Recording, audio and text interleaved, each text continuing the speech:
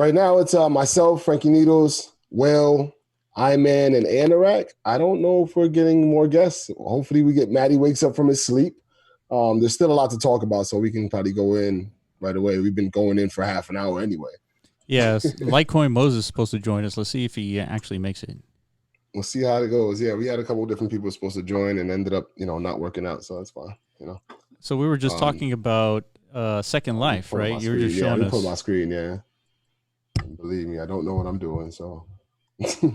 And so apparently, I didn't know this. I thought Second Life was an open world, but it's not. It's isolated. Like, hold on, let's not make that a confirmation yet, because we haven't spent enough hours. Yeah, we don't even know what we're doing, man. Seriously, I so don't know. I'm gonna sit down. So, but from the 30 minutes that I was in there, for sure, yeah, we did like the beginner tutorial, which is similar to what I think like the Central Plaza is gonna end up looking like. It teaches you how to use the controls of the game, right? Yeah. A little tutorial, and then you enter like a portal once you're finished with that, and it takes you to like some little remote island where there's like coffee shops and there's like little bands playing and stuff like that. So you get like a little feel of what the world looks like. And then from there, it's up to you to figure out what to do, That's kind of like... And it's almost like never-ending things that you could do. Yeah. Which, I mean, so why is Second Life even like a topic of discussion? I think, to me, because it's the closest thing we could kind of reference as far as like an open world. A lot of the ideas from Decentraland came from Second Life. A lot of the people who I know were like the people that put it all together. They know about Second Life. I don't know if all of them were a part of it and were, active in it. I know a lot of people I think like Carl and Carl, DJ? Carl was big in it. Yeah, like DJ Rosa. I think even her avatar. DJ Rosa is I think DJ Rosa goes around a bunch of different metaverses. I believe. I think she does. Yeah. So, and I think there's a lot of people. There's a community that does that kind of goes around different metaverses, and so we started taking field trips a couple of days ago. Myself, I-Man, Will was with us, Maddie, and one of my partner was kind of showing me around and helped me out. He had a couple people that knew the way around, and it's an interesting world. I wouldn't want it to be exactly like this in Decentraland, but I think that it's a really good look at what we could do, with what we have. That's what I would say. So I continue to kind of go in there and just kind of like, how do you do that? Like spark my creativity. Sure. And go in there, like, what could we do? How could we take this a step further with the step further worth of technology that we have, So you're showing me right now, you're sitting at like a little restaurant looking thing. So what do you do? Like you sit there I'm just sitting here right now. I'm getting nice, good, relaxed, Is the main idea just like conversating with people or what? Yeah, you could conversate with people. You could be meeting somebody here, like, okay, meet me here at whatever time, or this is a noobs lobby, I think. So like generally, I think most of these people are trying to figure out what to do. And then you can go to all kinds of, like, there's private places that you can't even get to unless somebody was to invite you there. And I think there's a lot more stuff. 100%. I don't know everything that can go down in here. All I know is it's fully customizable. Almost every single thing is customizable unless they don't want you to customize it. Can you go over there and talk to Alicia?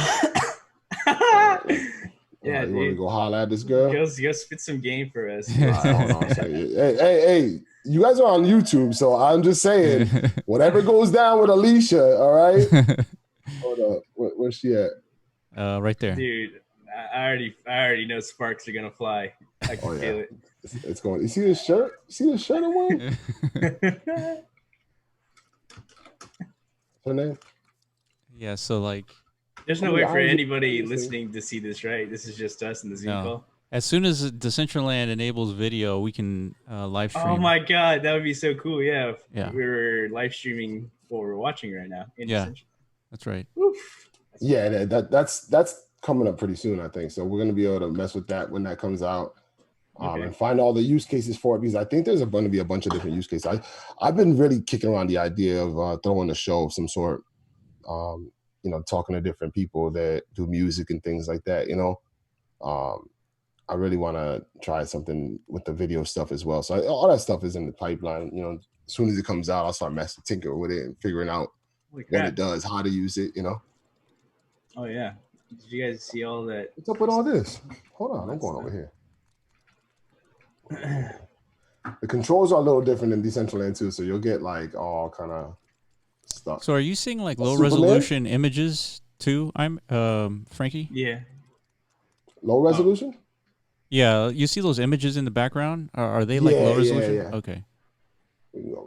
Yeah, like blurry, right? Yeah. Yeah, but not all images like you see that one is not, you know? Yeah, it's true. So I don't I think that you know, this also depends on the person's Blender skills.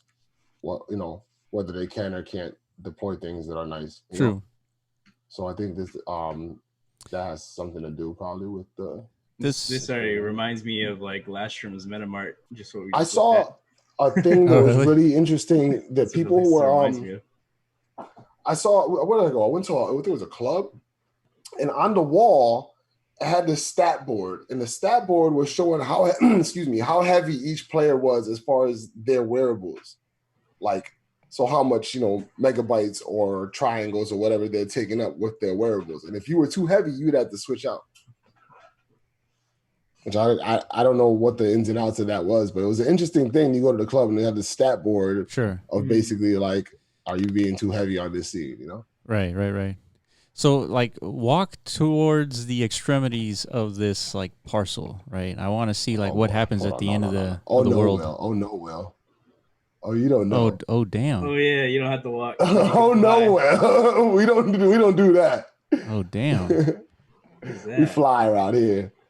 So this big stack of cubes right here. Check this out. Huh. Nice little stack of cubes. Yeah. See, this is another island. So yeah, so far let's go take everything. A trip, huh? Everything looks like an island in Second Life, from what I've seen. Yeah, because I think they all just live on their own little maps. So it's kind of like, well, that's an island. That's an island. That's an island. You know. So they're not connected. This world. I don't think. You can like use your. It's weird because you got to use like weird controls in order to, you know, move. Yeah. So it's hard to imagine that this eventually got to $1 billion in revenue. You think so? Yeah. I mean, why do you think it's hard to imagine? Just because of its isolation. I don't know how to do. But the thing is your experience carries over from destination to destination. You know what I mean? Your avatar progression and all that stuff, all the wearables you end up accruing over your life, I guess. Yeah. So it's interoperable in a sense. So you can kind of like equate these little separate islands as like maybe separate metaverses. So I see what you're saying. You know what I mean? Like this right here is Sandbox Land. Yeah. And then you go to another metaverse, you go to Decentraland, but your avatar still has these interoperable wearables, you know, that you can carry with you through different metaverses.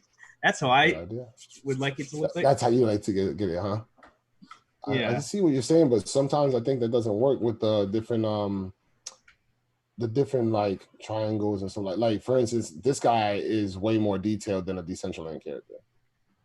Oh yeah, definitely. A Decentraland character wouldn't have hair like that because that's just there would have to be some kind of like engine that does the modifications for you, like whenever you're transferring from metaverse to metaverse. I see what you're saying. So like a variation that would work for crypto voxels, a variation that would work for like you have the same NFT but there's something going on where it morphs to whatever world you're in. Yeah. So you'd have to have somebody just code up some sort of a link between, so like a chain link of metaverses. Mm-hmm.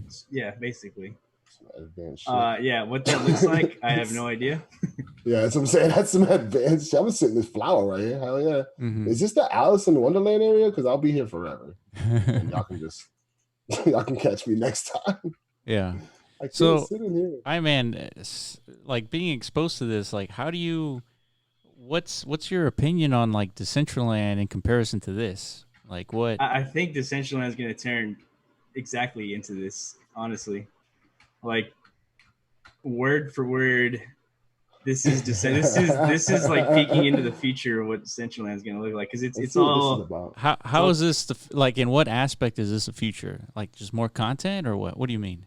It's all community created content, meaning like every island is community created.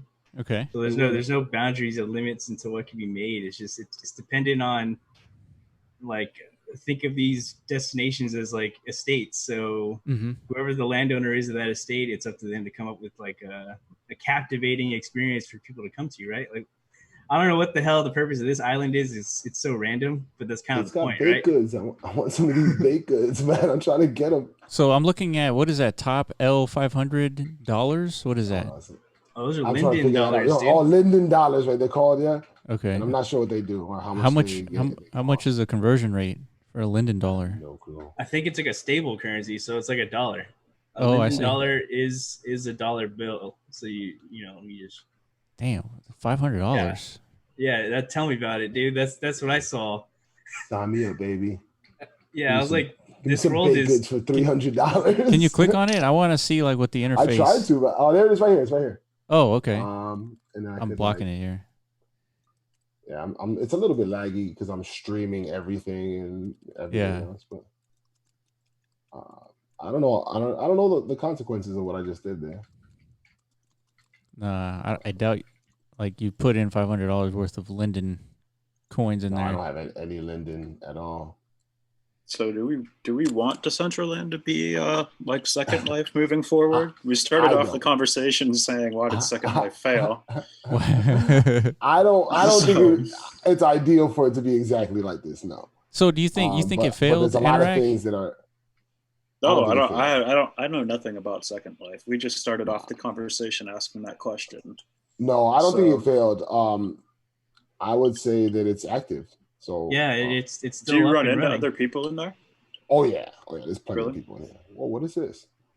Whoa, back up, homie. Back up, homie. I don't want none of that. I think what I saw was like, it's like it ranges anywhere from 20 to 30 people per destination. Called them scenes or whatever. Yeah, which is pretty good. Imagine every estate in Decentraland had 20 to 30 people on them. Yeah, that's really good. Look at this thing. You see this? Yeah. It's Cinderella's pumpkin carriage, right? It's pretty fancy. Yeah, I mean, like from the foundation level, I mean, it's almost very similar. Like the only difference is you get to own like the actual digital assets, right, with NFTs. Well, but it's essentially the same thing. Very similar, yeah, very similar. The mechanics in this are not very gamey, whereas I feel like in Decentraland, eventually we'll feel like a game, you know. This doesn't feel like a game. Yeah, that's the debate. It doesn't feel comfortable at all to play, you know. You see, me personally, I prefer it. I want it to be like Second Life in the sense that, like, one of the first things I thought of in this world, because everything is so expensive and nothing was free, nothing worth having was free, at least. The first thing I was like, man, I need to find a job in this place so I can start making some money, you know. And I kind of want that same experience, that same closed loop economy to work for Decentraland, meaning like Decentraland isn't just a place where you come to spend your mana.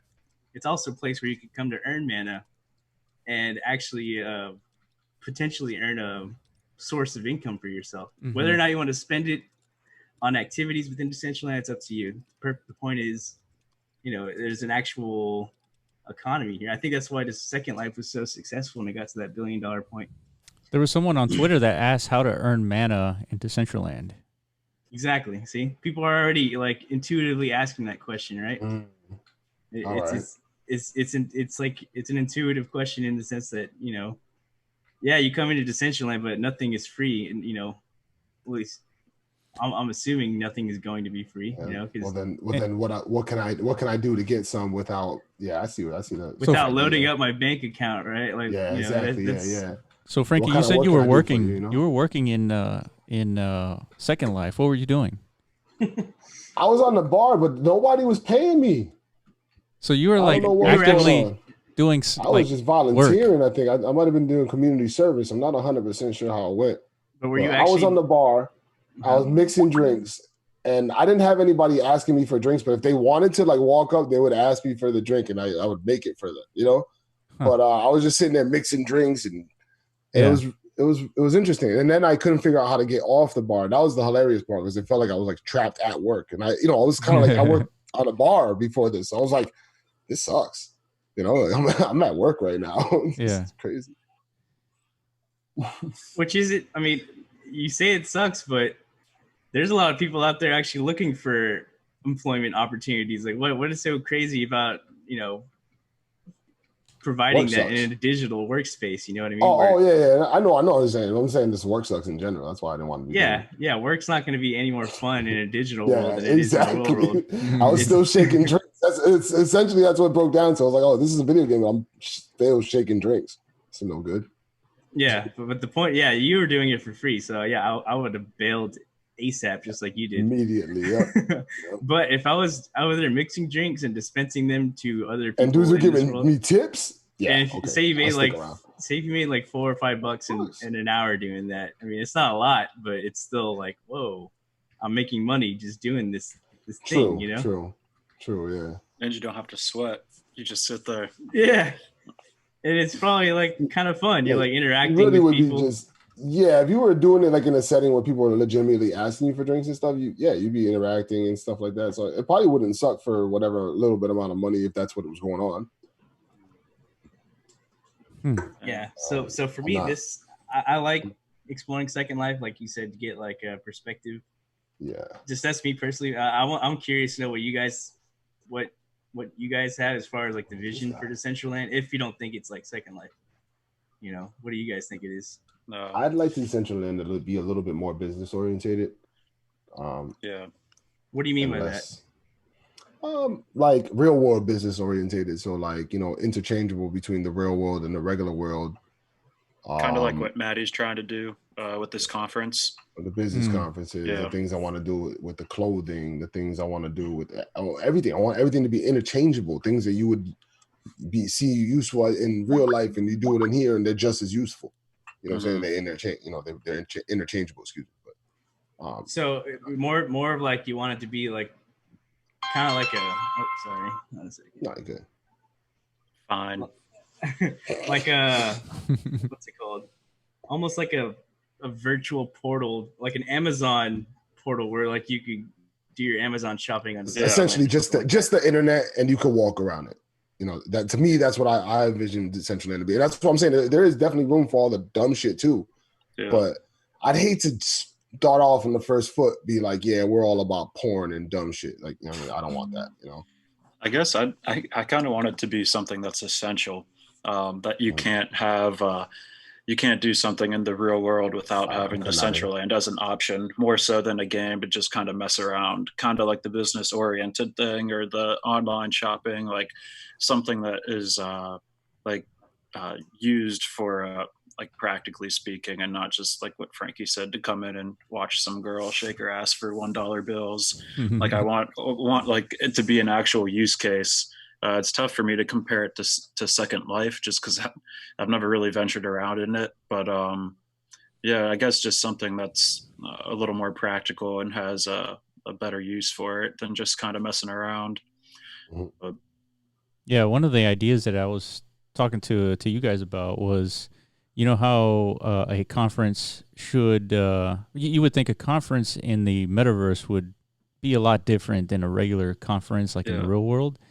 And we're almost exactly mimicking the real world conference, which I think can be improved. And we were talking about that, yeah. Sure. And one of the options to improve that would be that the entire parcel / estate that you're on is the actual slideshow that the company presenting made. And so now you have this 3D parcel that is, you know, has animations, it has, you know, anything that you can kind of deploy into a parcel, but that's like one slide of the presentation. And then when the presenter clicks to the next slide, the entire parcel like just morphs into a new world that represents the next topic in that slide. Right. And so now instead of having a 2D presentation, you have a 3D presentation that showcases the product that you're showing off. Like, let's say you're talking about COVID, right? The actual virus. When you're talking about like the anatomy of the virus, you can show like the 3D version of the virus, and then when you click next, that 3D version morphs into like a a partition of that virus so you can look inside. It'll be like the magic school bus. Yeah, you know? dude, exactly. So Yeah. and you would have like this dynamic presentation that you couldn't get anywhere else. And then once Decentraland activates virtual reality, then you have a place that could really help in for education, right? You have a good place for businesses to interact with. And like this would be an indispensable asset for any business to really showcase their product. That's what I think. I think that 3D models are going to be big for businesses to show off ideas that they want to go forward with in an like almost an instant. Because if you code in Decentraland, if you use Blender in Decentraland, you know that you can really put something up quick. And if somebody was, I don't know, 1,000,000 times better than me at these programs, they could do it quick and they could do it really efficiently and still show you the idea of what they're trying to get across. Yeah, exactly. So somebody doing a presentation like this one, and they came prepared with a whole bunch of 3D models to show you exactly what they wanted to get done, and they were all animated and did what they wanted to do, it would look great, and I think that is a huge use case in Decentraland. You know what? And that idea, you can actually do that right now. It's just you have to build this application that does that. And then not only that, you can also sell the templates. You know how you can buy templates for like PowerPoint or anything else? Well, you would buy a template for Decentraland, and then you can animate that template, however you want to time it to your presentation. Then when somebody who is sleeping during the conference wakes up, 12 hours later to go to the conference, they can show up to the parcel and just click through the presentation. They'll have a 3D version of exactly what happened when everybody was there. And so you have a worldwide conference where you don't require as a physical, presence in order to enjoy the conference, right? Yeah. So these are the things that I thought it was. Sorry, Will. I was just going to say I thought it was a brilliant idea when you brought that up yesterday, because not only obviously education is a big part of it. Not only 3D models, but if you're someone who's studying plants or animals or a young kid or something like that, you can transport to totally different ecosystems and check different stuff out and have interactive stuff there. But also when we do these conferences and we talk about trying to come up with some sort of entertainment for these conferences, so it's not just droning information over and over, you can totally switch the scene and you can have a MetaZone game or something like that, possibly at the scene, and you don't have to teleport somewhere and then bring everyone back. You can have it all at one parcel. Absolutely.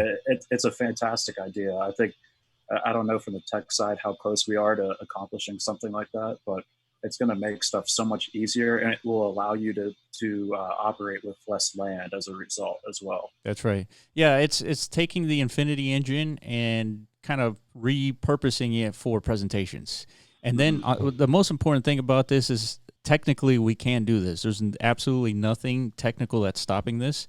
The main thing that you need to get over is you want to be able to create a builder version of presentations, where you and I can build a PowerPoint presentation just like anybody else. You should be able to do that for a presentation in Decentraland, right? And so you have to build that functionality and make it easy. When you're talking about a scene where the sun rises, right? You can actually have a sun rising in the scene as you're talking about it, right? And so creating the animation should be easy. So these are the kinds of things that and then once you create that template, you can sell that template, on the open market. Yeah, that's so cool. So yeah, now that's just conferences.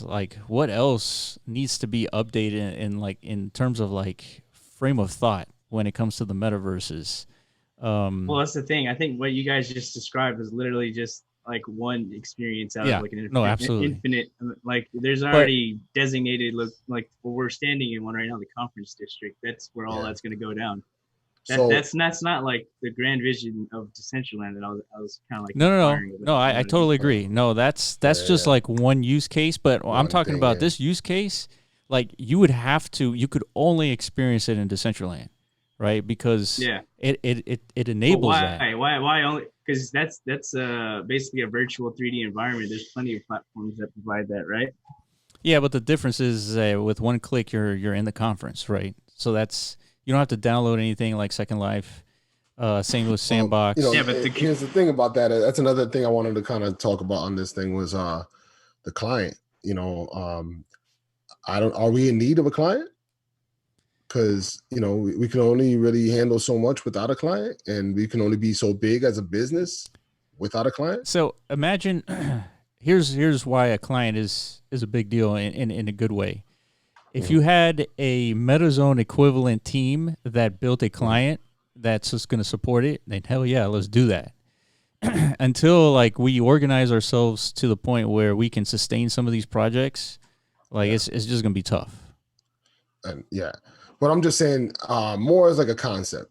As a community, do we need a client that would support more people? Let's say separate servers if we wanted to do like special events, you know, things like that. That you know, let's say as a group of landowners, that's something that we wanted access to, and that we might not be able to get without our own client that we funded ourselves and built ourselves. Yeah, I think the difference is quality of life. I think that's the only thing that changes, right? With quality of life, you could sustain 100 people on a single, you know, server or more. But are there really 100 people right now? Like, that's the question. No, but if you were to organize something, that's what I'm saying. There can be, not only there can be, but if you were to organize, okay, for instance, during the fashion show, everybody wasn't able to be on the same server. Yeah. Now, if we had some sort of client that we all had funded, so like let's say 150 landowners put up a bunch of money, and we funded to have somebody code a client for us, right? And now we have access to that client, its separate servers, and all, you know, access to much larger people on one server. So then you can organize an event that was worth organizing that's going to bring in 2,500 people at the same time. And you know you're going to be okay to do that. And you can run business while doing that. So now when the people get in there, now it's not just lag fest that they can get in there. They can make transactions. They can put up mana if you got things up for mana and so on and so forth. The whole thing works. Yeah. You know what I'm saying? So in my head, I've been kind of debating in my head if that's something that's maybe needed. You know, and from a business standpoint, sooner than later. I think one of the things that really define like progress in Decentraland is the ability to make it into a business. Because if it's not a business, it's hard to sustain. Right? You're donating time. You're donating money essentially when creating anything. You're talking about the client though? Yeah. So specifically the client. So to me, again, about that is like it would more like be like a almost like a cost of doing business.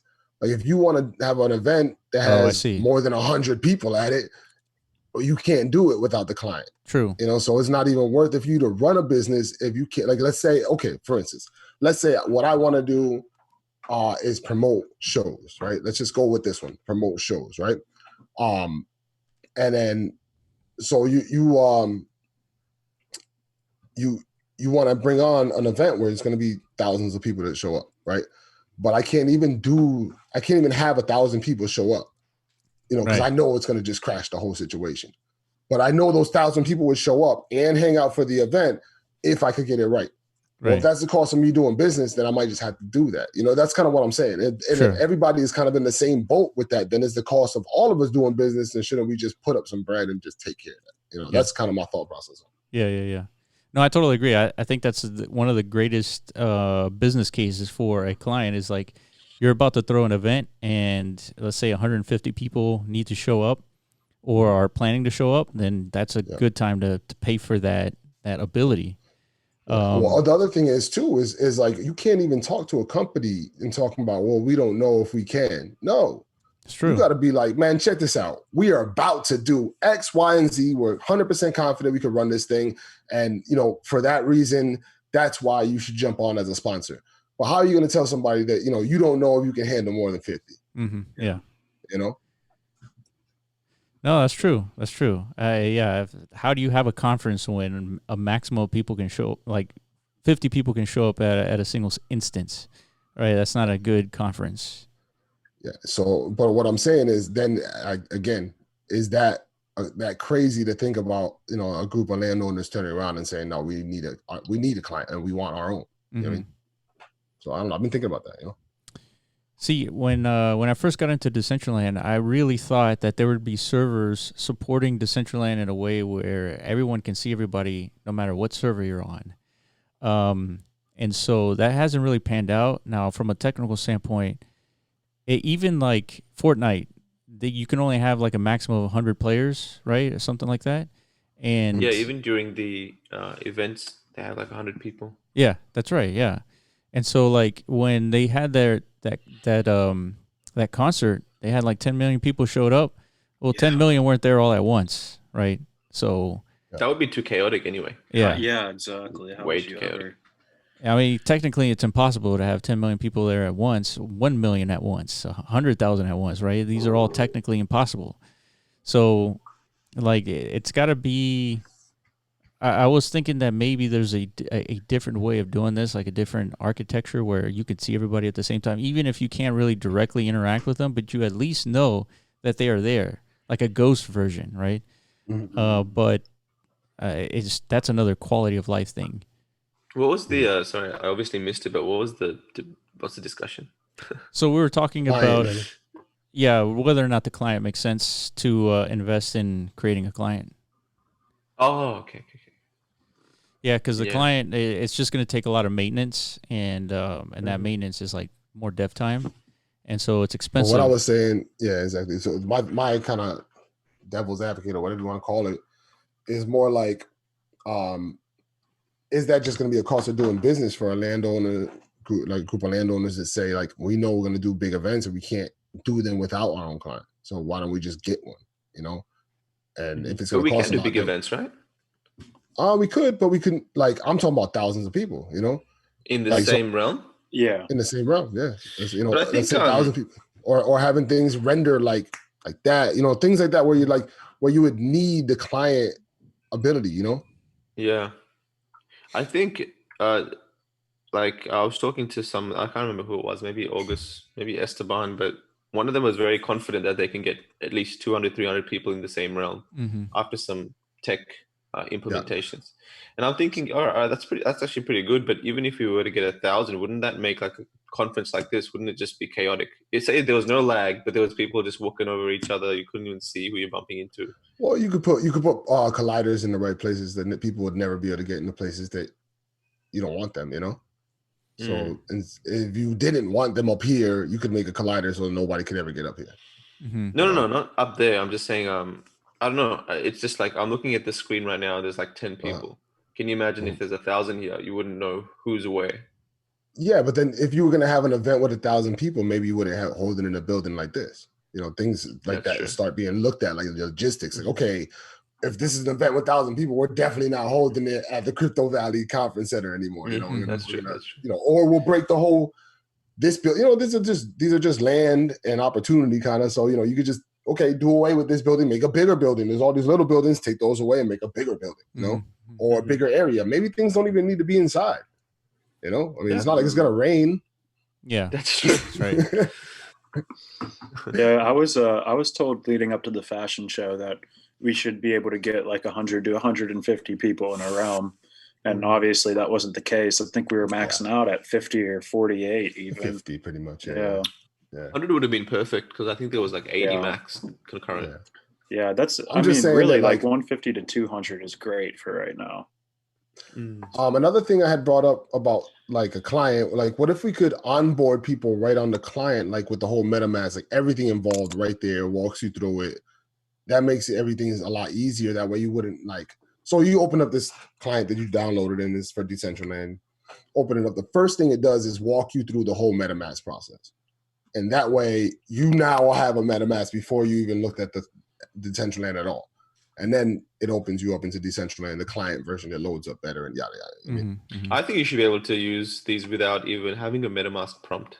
Like you're in there with no MetaMask. Right. And then there's the option, like with the more at the start, if you're just entering into a fashion show or a conference, you're not actually entering, you're just watching. First day, you don't really need to know what the hell's going on in terms of transactions. You don't need to know how to transact. As you get to know, then you'll learn it.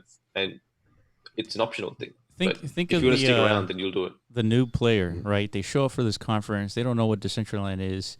And then they walk outside, and it's like they can just keep going. Like imagine that experience is that you get to like experience the fact that you were at a conference in this world and then you can just walk outside to practically infinity as far as you know, right? So that would be like an interesting kind of thing to watch, right? Yeah, one of the big feedback I got from my friends whenever the launch event was going on was just how massive the world felt to them. You know, outside of all I get lost in a 6 parcel area. Once I lose my eyesight, I'm lost. Yeah, I was out here with my partner Marcus the other day, and he was like, went over there real quick or something like that. And I'm like, where'd you go? Your name's gone. You know, and so I think that it would be nicer to be able to know your bearings a little bit better. What happened to question? What happened to on the map? It used to just show the red dots, everybody that was around. There was never one like no, that. it was never like it was never like it's was. so that's going to be a future update. Yeah. The mini map was the mini map. It was. The mini That's map. true. You're right. You You're couldn't right. even open this map, but I mean, they were first in the beginning. Yep. You know, like when I first used to go visit a block runner when there was no other things. Yeah. Mm-hmm. Yeah. Apparently, they're bringing something like that back. Yeah, they're bringing some it back. sort of capacity. Yeah. But, the whole map. It's going to show you all the red dots on the entire map. So. Yeah, I believe so. Yeah. I know that information is there. I've seen that information actually on a different page. So I know it exists. Yeah. You were saying, Maddie? No. I was just saying. Red Nitrous is saying that Minecraft can support thousands of users, so why not DCL? Yeah. Well, that's a client, so that's the question. True. Okay. And again, you know, I'm not against the client so bad. To me, once I saw what a client does in Second Life and like a third-party client that you can kind of customize to do what you wanted to do, I thought that was also genius. Minecraft. That's even more low poly than Decentraland. True. Yeah. True. Well, you know, what's it called? What was I gonna say? I totally lost it as soon as I thought of my thought. Is it Minecraft? I'm so dead. So half asleep. Yeah, right. You just woke up. But yeah, like Minecraft is exactly. It's a little bit more low poly. Honestly, I don't mind a client. I just don't see any. I think that a client would be good for it. You know, obviously we don't have a ton of people now, but it's really hard to go to a company that you want to support you in this. You know, like, hey, you want to grab a sponsorship? I'm like, well, I can't even get your stuff in front of 1,000 people. You know, well, I could if this thing could hold 1,000 people. Yeah, but you can because they're multi-realms, right? Yeah, of course. But I'm just talking about like an event that you would want to have everybody in the same, you know, the things working all in synchronicity. The only issue with 1,000 people in different realms is that it's not a good look, right? You show up and there's like 3 people in the conference, right? It just doesn't look good, especially to the sponsor. At the moment, what they're doing is they're kind of distributing. So they're maxing a server, then they're going to the next. I'm not sure if that's the best thing to do. Maybe you should kind of see if you can balance it across the servers. Say you can get them at 30 plus minimum per server, then maybe it's better to do that. Yeah, than to just max it and then bump into a server of 3. You know what? The update to the map is also going to include.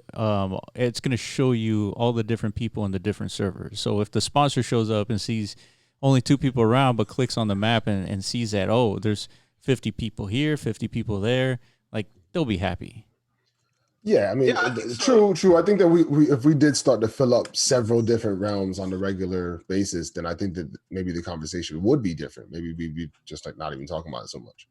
So one concept. Well, people were pretty impressed when I was saying that we got 79 concurrent and 150 that was nice, people. Yeah, that's what I was hearing about too. That was nice. Yeah, it was nice, but there. I'm just saying people were impressed at that. So when I was telling these people to try and get them on board to do some sort of a talk, they're like, "Oh wow, that's a lot of people." So for like the conferencing thing, 50 to 100 is actually a big deal in the crypto space. Maybe you're talking about like musician events. Exactly. When I got into thinking about and kind of like talking with musician people and musician events, that I mean, we're going to be talking about a different kind of number, and it's hard to get people on board for that when you can't really talk that number, And those kind of events would be Decentraland changing events, in my opinion, like something like that, where you could do something super cool that would show it off to a ton of people that would never otherwise look, Yeah, this is sort of like the same topic of conversation that Real brought up in the sense of that, like, if you're talking about advertising and sponsorships, they're doing CPMs, right, per thousand, right, eyeballs, Impressions. And so when you're talking about 100, 150, it's just not the same. It doesn't have the same impact, right? So the counterpoint to that argument, though, is that when you're sending that to a company and you're trying to market to as many eyeballs as possible, and you want to say, okay, 1,000. Well, the hope is that out of that 1,000, maybe 10% is part of your target market, and you're going to get that 10% back. Whereas when you talk to people that are in the NFT or crypto space here, and you tell them 180 or 100 or whatever, that's already people that are directly in their target market, and people that they're going to see a return will at least like check out their website. Like it's not like it's not like it's Johnson and Johnson advertising for crypto people and they're trying to sell baby powder. Like that's the counterpoint. I have to also say that impressions is a total bullshit metric. Impression is literally a glance. So if you're scrolling through your Facebook and you go up and down twice or 3 times across the same thing, that's like an impression. And the video impressions are even more bullshit because I come from Facebook marketing. So you'll see like some videos get like millions of views, but it's probably just like people scrolling by it. The count glances as well as views, and I don't know how they calculate that, but if you've noticed, it's always just like a ridiculously high number. Facebook is always inflated. It's ridiculous. But so what we have is actually clicks, and like Anurag made a good point. It's actually targeted traffic. It's way more valuable, and so it's like a foot traffic. You can't really call each person there an impression. There must be a better metric we can use that indicates. I think it's just traffic. We need we need the land stat that's time spent at the land. I think that's the best metric possible because it's showing you that people are staying and interacting with what you have on the land. Like you can have foot traffic, but I might just be passing through your parcel to get to the one that's right next door. You know, like that doesn't really show you enough. Imagine you can say that there's 200 people that spend 20 minutes each on average on your land. Dude, like how valuable is that? That's 20 minutes, man. If you get someone to dedicate 20 minutes out of their day to check out something that's on your land, that's huge. That's like a television program. If you take out the 10 minutes of advertisements. It's probably not big for like massive, musician stars and stuff, but it's something very valuable for conferencing at least. Yeah, and we have baby steps to take too. You know what I'm saying? Like it'd be like, all right, we want to do crypto stuff, and then we want and move our way into these other realms. But I always want in the whatever it is, the back of my mind, or in like in foresight, being like, okay, but the place we want to be is huge events with lots of millions, whatever, thousands of people. And, that's where we want to get to. Like in my brain, that's where I would like to get to with, doing events in Decentraland. I'd like them to be big. No, that should be the goal. But I mean, there's, like you said, we just got to take baby steps. We got to go to the markets that are going to come in with the most reasonable expectations right now, which is crypto and NFT people, and just kind of branch out from there. I mean, it's going to take time. Like we always remind ourselves on these podcasts, like the launch is February 20th. I know. Like it's going to take time. But things move quickly, and that's the thing is I want to still be. Basically, I want to be in a place where when the situation comes up, and we are ready, that we had already put together the project. Like all right, we've been ready with that. Absolutely. That thing's been ready. We just been waiting on, this to be able to run the situation that we want to put together. I'd like to be at that point. Like, that's why I keep reaching out to different people and talk about the little ideas I might have, because I'm like, hey, I might not contact you for a couple of weeks, but I know I want to do this idea. I know I want to run with this. This might not even be possible yet. You know what also might be another metric? If we're doing video streams and Twitter streams, and that's also an audience. That's an outside audience. So you have people that are engaged within Decentraland, and then you have people that are watching it in live video and in live Twitter. So you may have this multi-channel kind of pitch that you can go to people and tell them, there's like 1,000 people that watch it on YouTube in 12 hours. So anyway. Yeah, that's how I think about that concert. To do one of those Twitter streams. I want to get a DCL Core Twitter stream on my land. Dude, we need a Twitter stream. We'll get that done soon. I'm sure one of these guys in this room can probably help me with that. Could you put a live cam on your LAN somewhere and record like activity Not just that's yet. going on? Oh, Yeah. whoa! Just a dummy avatar. Yeah, you could. I mean, Does. that'd be more streaming for me. I might be able to pull it off, but that'd be a lot of streaming. Do you know how to Oh, stream yeah. on Twitter, Frank? I can stream on anything, man. I got OBS. I can stream on anything. Oh, But right. the thing is, Yeah, I'm running because the radio station too, so the two streams at the same. But I'm doing this. I'm in Decentraland. I mean, I'm doing a lot right now. I'm sure I could probably do it. Yeah, the Twitter stream would be next level. I know we can do YouTube, but if we Oh, can you have said, that, they're doing this in Twitter. Yeah. Here's the thing. Yeah. Okay, we could do that, but then it's like it would have to be certain ones that I'm not a part of because I'd have to be recording it. yeah, but that's when I wonder if we can have like another laptop or another computer. Yeah, So you can log into a different account, and that's watching the screen, and you're recording his view. Oh, you know what? I can do that. My roommate. I'm trying to think though, because all the stuff is on this computer. I can put OBS on that computer. I got to talk to. It's not mine. I'm already using somebody else's computer in my head. That's cool. This is another event. Marcus is building a computer soon. I think I got a couple guys that are building computers. I'm doubting this Marcus guy exists. He was supposed to give us a rundown on Second Life. He's supposed to be in here. He's supposed to be in here right now. He's not.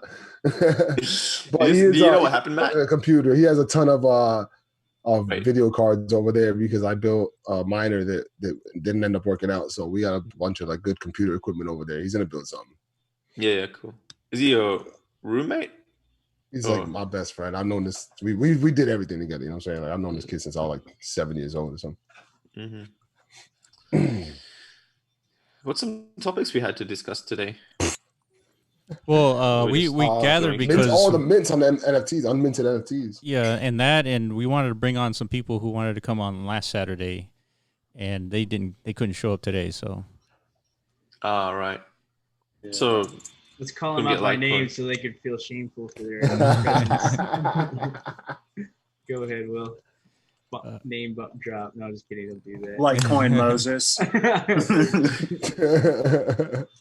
Yeah. I had a really weird dream just before I woke up. Really? It was Iron Man was about to beat up one of our guests, and I did not know why. It was just a random guest, and he was about to start shit, and he was just like really serious about meeting up in person during COVID and fighting it out. And I was like, dude, settle down. You sure it was Iron Man and not me? Hell yeah. You're 100% sure it was Iron Man and not me? It was 100%. That's like my I was dreaming personality. about this podcast. That's awesome. Dude, it was weird. I didn't know I was putting out that tough guy vibes. I wasn't aware. That's cool. DCL is life. Oh man, dude, we were talking about that kind of before you got here, Maddie. Like, you know, we briefly went over our Second Life venture and stuff. I was telling them like I think Decentraland's eventually gonna go this route, but I reckon it was a lot of fun just having voice enabled. And you could talk to each other, and it was just like stupid funny. Yeah, you guys were having fun, right? I was having fun. Dude, I was laughing my ass off. Yeah, I don't think Second Life is that bad. Like, you know. No, I think and there's a bunch of cool stuff. Like all the stuff that Marcus was telling me about is like it was like way cool. Like Star Wars world and this and that world. And people put these things together. I don't know how to get into the right ones. It's like. But I think it's similar to cool Decentraland in the sense that there's different events, and if you got to go to those events on the specific time, that's when you see and bump into everyone. Yeah, because you see some places that have 50 people or more. On some of them. So it's a thing. So there needs to be some kind of like in-world display for these events, I guess, for Decentraland, because that's what Second Life has. It tells you exactly like the destination event and how many people are there. Kind of like what the calendar shows. But so like in-game, yeah. That would be really cool. I think I saw her. Yeah, right? They're going to do that in Genesis Plaza. Yeah. That makes sense. Yeah. Yeah. That's where we found everything. Like their little tutorial is basically their Genesis Plaza. Exactly. Yeah. Yep. So yeah, I saw a lot of parallels, a lot of comparisons. So. I just didn't like the realism though. I thought it should be more fantasy stuff. Yeah. Like it was cool, but it wasn't. Like talking to you guys was fun, but like looking around, I was like, oh well, it's just buildings and things. Like this would be cool if. Yeah, but I think again, they had a Dollar General. I think again that there is a bunch of stuff like that there. I think we just gotta find it. It's not just. It's not like straightforward. Like you walk in there, like, oh, this is this and this is that. Like there's a bunch of like side groups of people that are doing their own thing and creating their own crazy little world. So you got to find that, you know. Didn't someone sell a spaceship for $1 million in Second Life? What did they? Yeah, that's one of the legendary articles is that they sold $1 million spaceship in Second Life. Really? Yeah. What does that mean though? What can you do with it? You know? Shit, I don't know. I mean, that's why that dude next to me, when I first bought my land. NFT? No, yeah, I mean exactly. I hope so. We get something. You don't get anything besides like I guess that asset that is centrally owned. Let me see if I can find that article. When I first moved into my parcel, my was that -67, -114. There's a guy over there that's building like a huge, or at the time with the builder was building a rocket ship and like a rocket, I don't know, like a space station set off thing. And that maybe that's what he was trying to get at, you know, like the whole sell a rocket ship for mad money. I don't know. Did you guys see that post by, I think it was Mike Lowry? Yeah, Lowry. But yeah, and he was saying something along the lines. Lowry, yeah. He was saying something along the lines of him and like they've got these space something builds in like Second Life and some other projects, and he wanted to bring that to Decentraland. That sounded pretty legit. Let me see if I can pop it up. I think he said he needed. If we minted more land, but it was space land, stuff like that.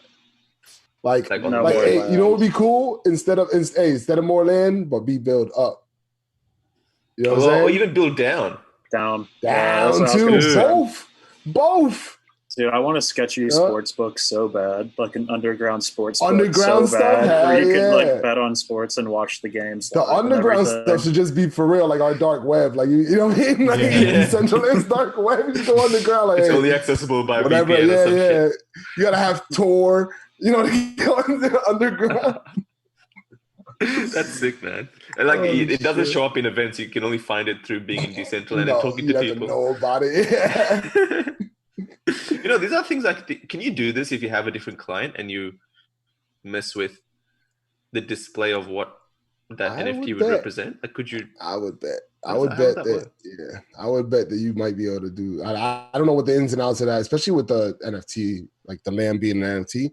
But I wonder if you could, you know, go lower and go higher with a client. You know. Even things like, I was also thinking being on an island and then the surrounding could be like water or sky, or Decentraland could be like an island. And I don't know, because Somnium Space and the Crypto Voxels recently as well, they just made the central Genesis or original land piece an island. So they just added water to the edges. I don't think you can build on that, but. Have you seen the water at Serenity Island Casino up there outside of Vegas? That's pretty good looking. That water really? Yeah. That's the nicest one around. That's some good aqua. Let me see the locations real quick. The location. It's way up north. Way up north. It is. This is where I was trying to get land for the longest time from Belly Road Master. -57, 139. Hey, where'd that guy go, Belly Road Master? He was paying someone to develop a casino for him for a while.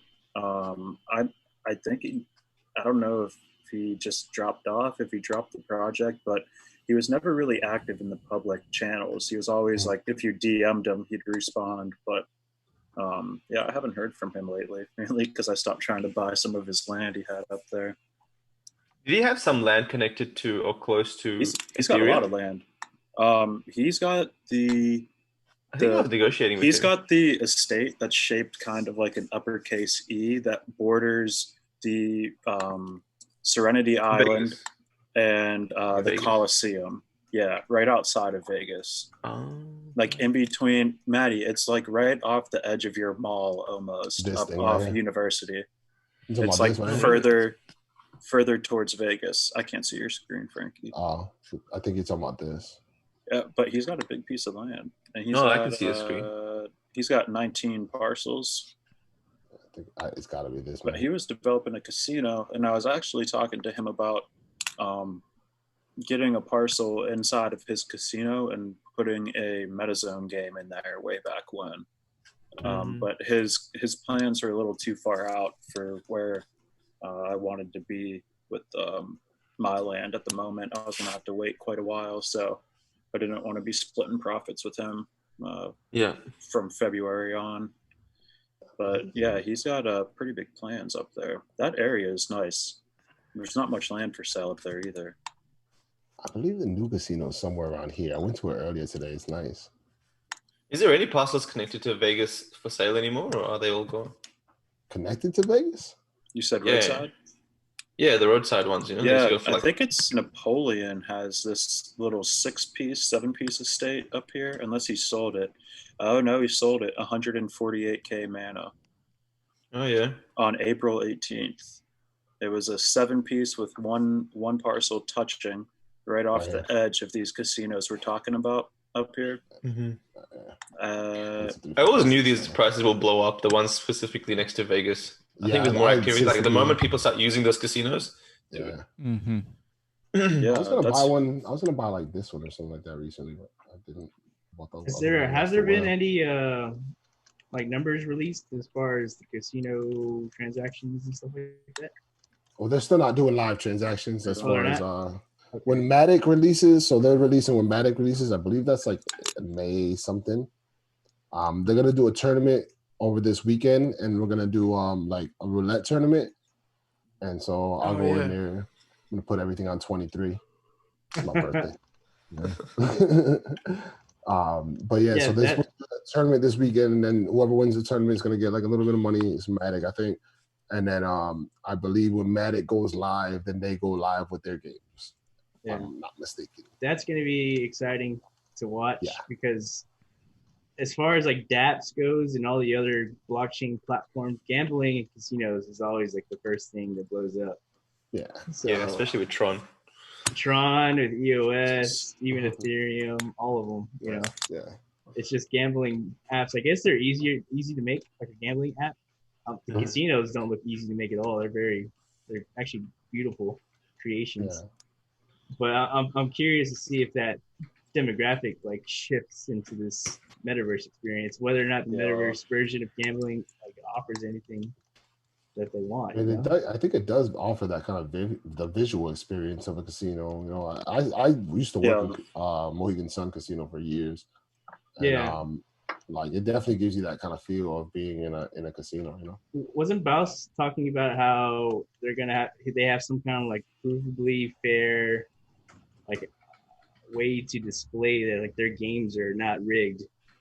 That's what he does. Yeah, exactly. And that's going to be, I think, in the future, a big deal for him is that they have like it's open. You can see their things, and like, you know, in casinos, that's a big, huge deal for people about how it's you know, because it's always rigged. They're like, oh, it's all rigged, and they're all there. You know, so if you could see it, I mean, it would make you feel like it's less rigged. I know that you would probably still feel it's rigged, but you would still go in there and spend your money because that's an addiction. That's the thing about like dudes like Baus and people that are putting in really a lot of time and effort and money into this stuff is like they're not going to scam people for the short term. Like people like that are really developing stuff, they're going to want to be in business long term. So they're not going to come out of the gates with something that's going to scam people because like we're not dumb. We're going to know if we're getting scammed on stuff. We're all going to talk to each other. Like I trust guys like that are active community members the same way I do with like land sales and stuff, because they're not going to tarnish their reputation, something that they're building. They've spent so much time and money to build up. Like, I mean, there's obviously going to be some people out there, like we were talking about on Saturday on our roundtable, like how do you prevent someone from making a knockoff Decentraland Games slot machine that looks identical but is something that scams them. I think that's the bigger issue, as opposed to if you're on Decentraland Games land worried about being scammed. Agreed. I think that's where you stand out as a brand. Exactly. Yeah, and that's what Ironman's been preaching for this whole time is that you know, when you're gambling on some random place, like your name status starts to become your value. You know? Just like anything else. Yeah. But again, this platform isn't open for everyone to build on, in the sense that it's really people that have put in money that can build on their land. So I don't think you'll get many trolls that are imitating others. It'd be just stupid. Because we just report them anyway, like collectively. But what happens when they get reported? That nothing, right? Nothing yet. It's just like Nothing yet, community blacklist. Like we're all aware of like who the bad actors are. Yeah, I mean, I think it'd be kind of at this point right now. I think it'd be kind of tough to get anything done if everybody wasn't trying to help you out. You know, like if everybody was actively not trying to help you out, it'd be kind of tough to get anything done. Yeah. I think that's the good thing the models of blockchain and investing in a token have, is that even though you may not make money in game, the fact that you have mana, land, wearables, etc., makes you very invested in helping each other and build the platform. Yeah. Like for me, I have mana, right, and I'm like pushing as many events as I can, and I'm not getting paid for them, but I am indirectly, in the sense that if I can increase the mana value, then yeah, I'll get paid for them. So we're all in the same boat in the sense that we have land, mana, wearables. So we're putting out content, helping each other. I kind of like that part of being built on blockchain. Yeah, everything's aligned. Everything's aligned. But I think the one thing I haven't been able to see someone solve is, how do you get these blockchain projects past the whole phase of early investors? How do you onboard new people in masses that are interested but don't really have the same stake as being an early investor? Is it still as enticing for them? Well, it depends on the service, right? That's why I haven't seen anything. Like Coinbase. Coinbase is bringing in new people all the time. Oh no, I'm talking about like these dApps that you got like early NFT investors. You can invest in Binance token or whatever. Well, that's what I'm talking about. It's like the usability of the NFT. If you create a game where the NFT is a game, then yeah, you're always going to bring in new people because they want to play the game. But if the NFT is there for speculation, yeah, the early people are going to benefit. Everybody else is going to lose just because you're in early. So it's about the utility of it, right? An NFT is rare, but who cares if nobody cares about it, right? Yeah, totally. I think a big part of it too is like a lot of responsibility falls on people like us and a lot of the people that are in this crypto valley room right now, like Red and Norminal and people that come out for all this stuff. It's on us to build relationships with newcomers and make them feel like they're included in this stuff, because that's what people are going to come back for more than to get a profit, is that sense of inclusion. And I think that's something that I see with Axie Infinity a lot. Like you have these different little guilds and groups popping up all the time because there's this competitiveness and this friendly competition among all the different users. And I think more than a profit, people are going to come back for the relationships that they form within within Decentraland and these other metaverse projects. Yeah, I've noticed they have quite a lot of guilds and things. New Twitter accounts that pop up. Absolutely. They just have, I mean, are there any project benefits? is easy. Are there any benefits to their guilds other than just like maybe what do they like pull Axies together?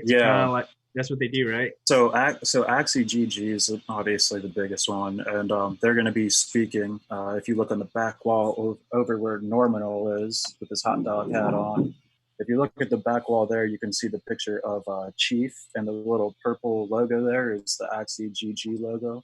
They're going to be speaking at the conference.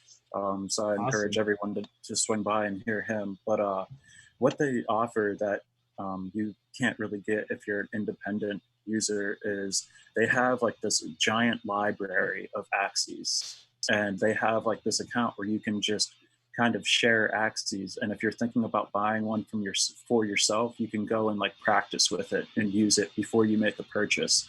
And they also set up practice sessions with each other, so you drop in, and as opposed to playing a ranked session where you're trying to get better and you don't want to lose like your ranked points and your top spot in the season standings, you can go and practice offline with these guys, and they're some of the best in the game. So they have those services that they offer for I guess kind of the subscription, but being a member of the guild there. We got to get them some sort of Decentraland presence. I reckon like a training room or something where you just Dude, they all that would be cool as hell. Yeah, they all want 3D axes. They all want to see 3D axes in Decentraland, kind of like the 3D axes is I think difficult to do because there's a lot of money involved in making that sort of a process. But I think as absolutely. a start, just to get them energized about what Decentraland can do, just have a room like this where on the big screen you have someone streaming in their video gameplay, and they can come in and chat and give feedback on how to do it better, and have like posters of different sort of like breeding axes and different stuff around the place, so new people can come in, learn. They can host tournaments. We can watch the tournaments live. Yeah, you can always know. Like, let's say that Axie GG had a streaming account that they just all would stream to whenever they were streaming. They do. They go on D Live. Let's say, So let's say they do that, right? So then you put that stream up in a place like this. Let's say it's a smaller situation. Let's say it's on 3 parcels or 2 parcels or something like that, right?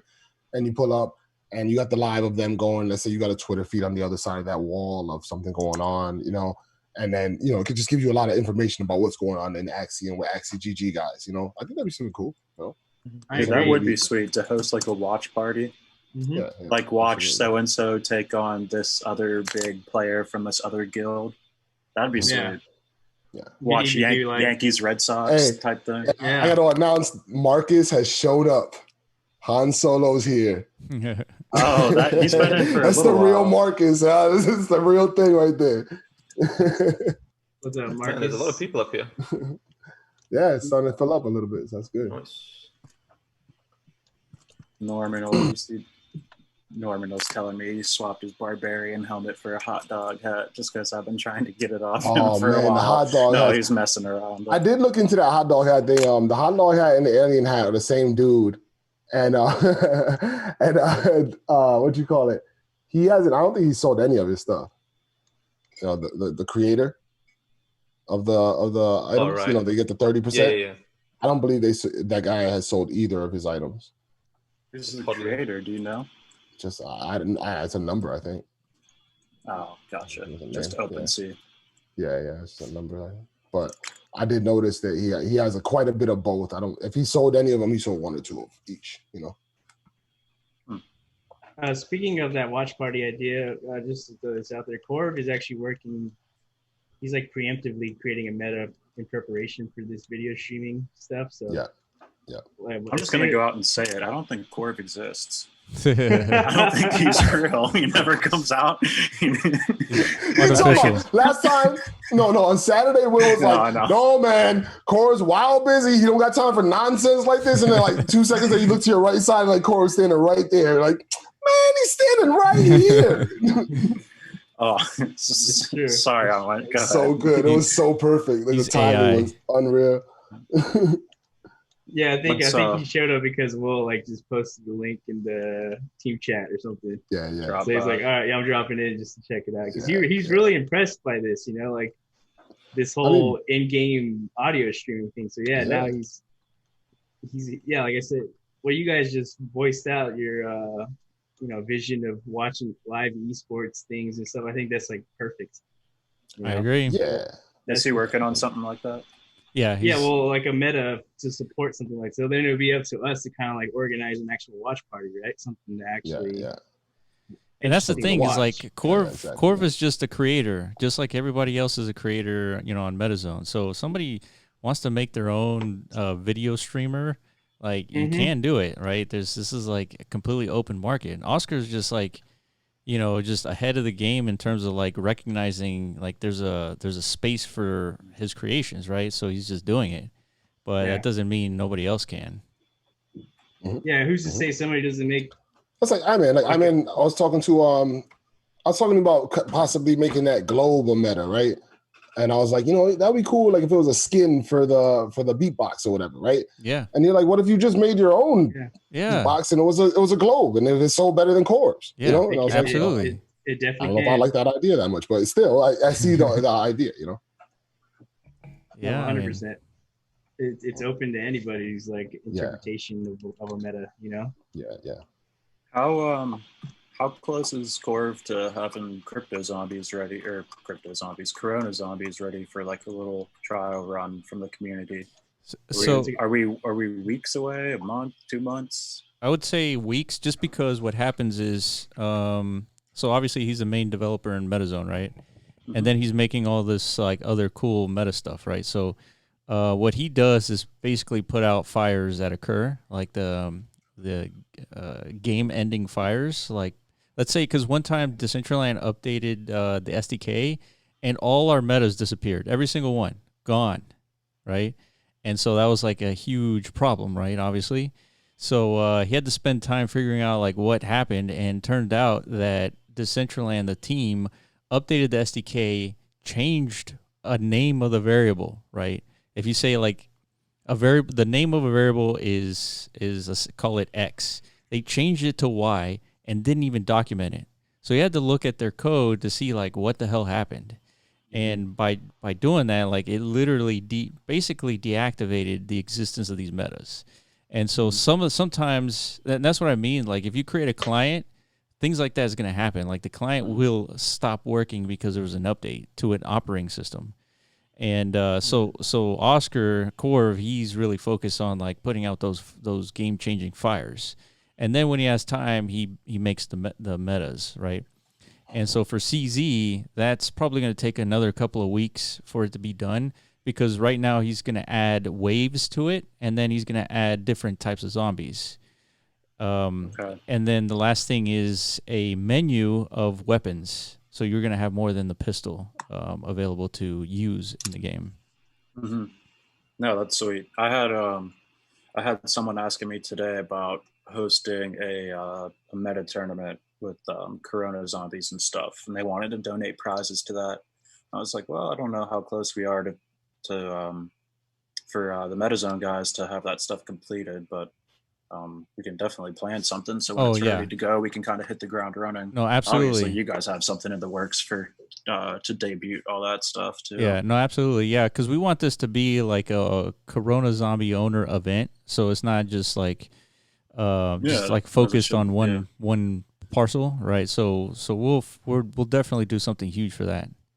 Also, to add on to that is, Corv, with his intentions for Corona Zombie, is like he's trying to make an actual game within Decentraland that has enough replayability on the merits of its own gameplay. You know, meaning like he's hoping to create a game where you don't have to incentivize players purely off of like NFTs or, you know, lottery pools, stuff like that, in order for you to come back and play them. He wants to make it a game where it has an actual like player progression feeling to it, where you want to come back, so you feel like you're progressing in the game and you're getting better, and you know you have a reason to log in every day. I think that's why it's going to take a little longer, you know, to kind of like pull that off. Oh yeah. So, yeah, I don't want to make it sound like I'm criticizing the timeline of it or anything. No, I get for sure. I meant to bring it up earlier, and I figured it would be a good platform with some people listening. Yeah, Open NFT is saying that he talks to Corv more often than he talks to his girlfriend. I mean, that's progress. That's Decentraland progress right there. Your girlfriend must be kind of pissed at you then. Man. So this conference, Maddie, is tomorrow? I don't know. The timing's all whack for me. It's.